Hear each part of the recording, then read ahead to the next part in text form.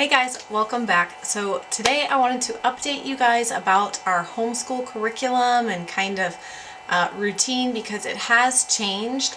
And I kind of thought that this might happen. Once Rosie came home, I kind of figured that things might have to change a little bit from how we had been doing them in the fall and like winter, or early winter I should say. I wasn't really prepared necessarily for how drastically they would actually change, but the big kind of overall thing with homeschooling is that it gives you flexibility. It allows you to be, more flexible with your schedule and with your choices. I kind of tend to be like, no, this is what we're doing. This is how I said we were going to do things, and this is how we need to do them. Instead of realizing that one of the benefits of homeschooling is that I can say, nope, we have to just do things differently right now. So if you don't know, I'll have all of my other like homeschool videos linked below so you can see the curriculum that we were doing. You can see about what our schedule was like and all of that stuff. And some of that is still the same. The main differences are we have chosen to go ahead and send the boys to preschool.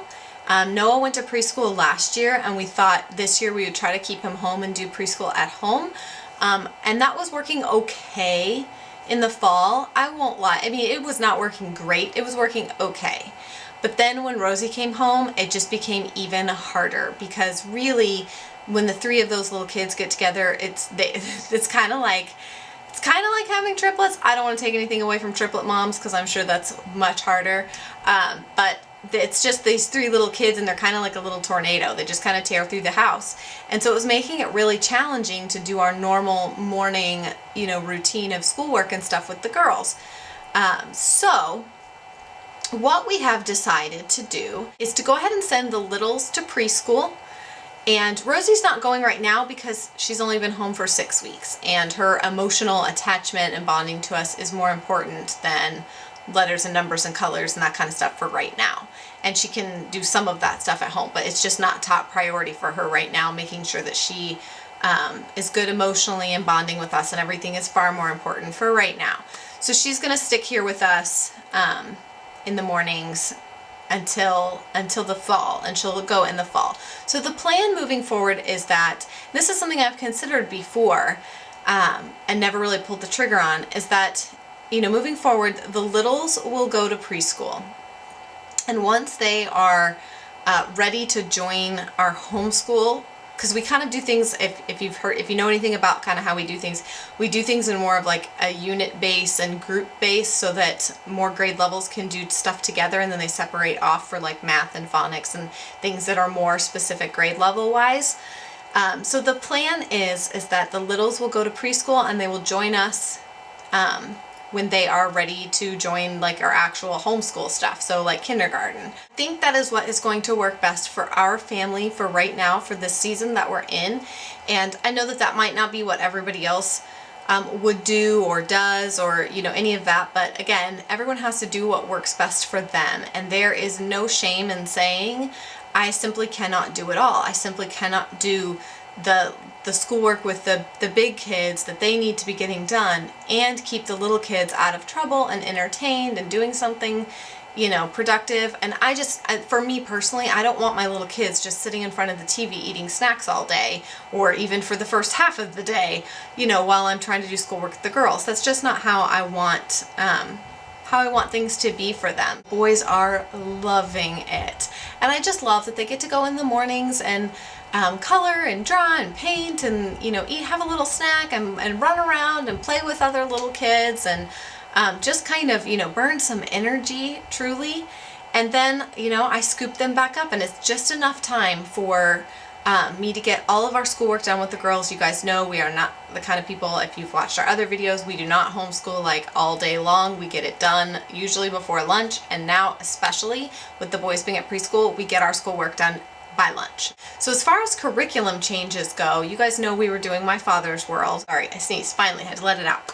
I definitely don't have anything against My Father's World. I still really like it.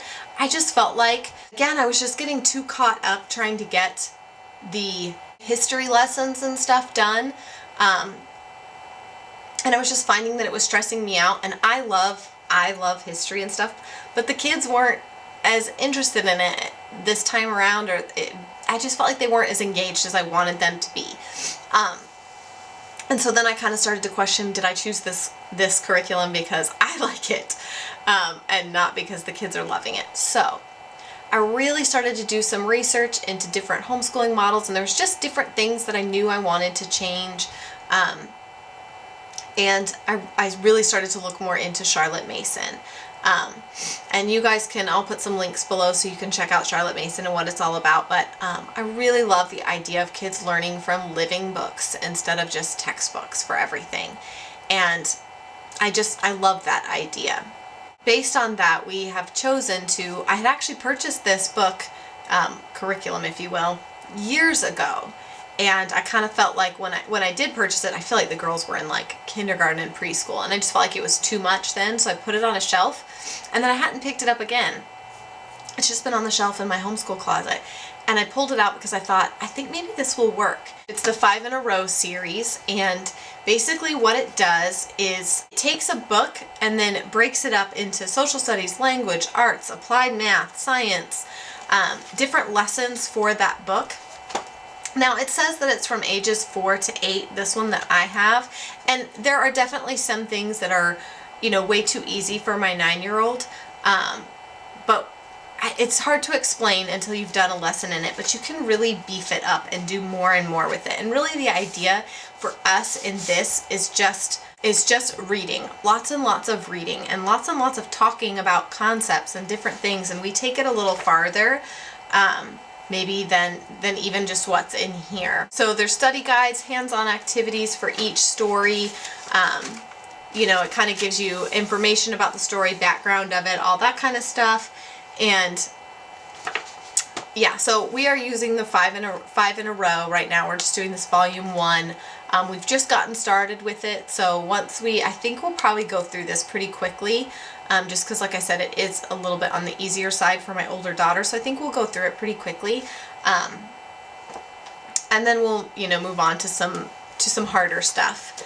So we are kind of focusing on that. Lots and lots of reading. They're reading to me, I'm reading to them. We're pulling books off of our bookshelf that we enjoy, that I enjoyed as a kid, like The Indian in the Cupboard and stuff like that. We're reading through it, and it's just opening up a lot of conversation for us, and it feels more natural. It doesn't feel as forced, which means my kids are enjoying it more, because sometimes it's not like, okay, sit down, now you're doing your schoolwork. We're reading, we're doing things that they enjoy too, and it's just not as much of a challenge to get them interested as it has been in the past. We are still doing, our teaching textbooks for math, and Shelby is still doing Math UC. So with that, we are also incorporating the Life of Fred curriculum. I fell in love with this. I did a review of the Life of Fred series on my blog, and I will link that down below, so you can go see my review there, and find links and stuff if you're interested in purchasing it. But my kids have absolutely loved Life of Fred. So like I said, go check out the blog if you want to see more about it. But so that's kind of what we're doing. We're focusing on 5 in a Row, Life of Fred. We're still doing, like I said, our teaching textbooks and all that, and then we're doing a lot of app-based phonics stuff for my first grader, and my older daughter is just doing a ton of reading. And that's kind of where we're focusing for the rest of this year. This summer, I'm going to put a little more research into things and kind of figure out a little more if there's any more depth we want to add to certain areas or what. But for right now, I'm really liking this, and I feel like my kids are really liking it, which for me is overall the most important thing, because I want my kids to love learning. I want them to love reading.